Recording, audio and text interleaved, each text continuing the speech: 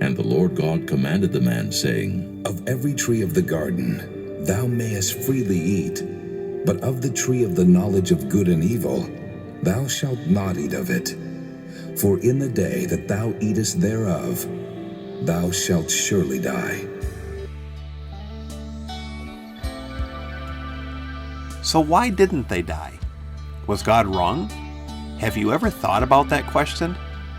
The answer is the most fundamental and important foundational principle of our Christian faith. Most pastors and teachers will simply tell you that they did die, or they began to die that day, or they'll spiritualize it and say they died spiritually. That's not what God said.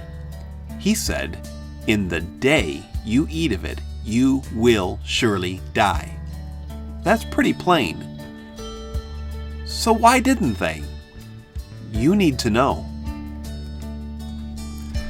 Simon and the Kahagi is a fictional perspective of the very real people of God's creation. It's an attempt to spend a day in the life of the people who lived in the Garden of Eden and experienced the presence and character of God firsthand.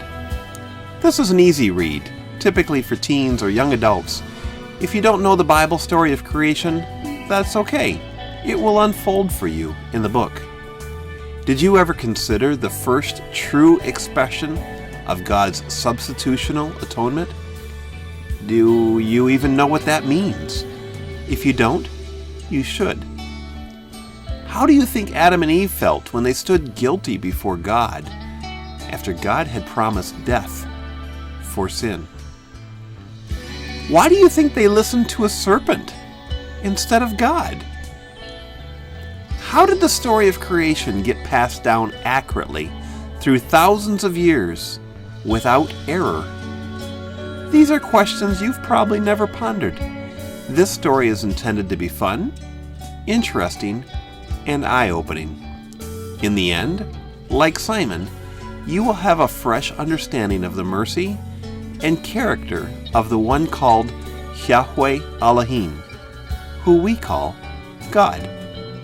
You'll see dinosaurs, swim in clear water with the Yatza fish, and climb a mountain to meet God.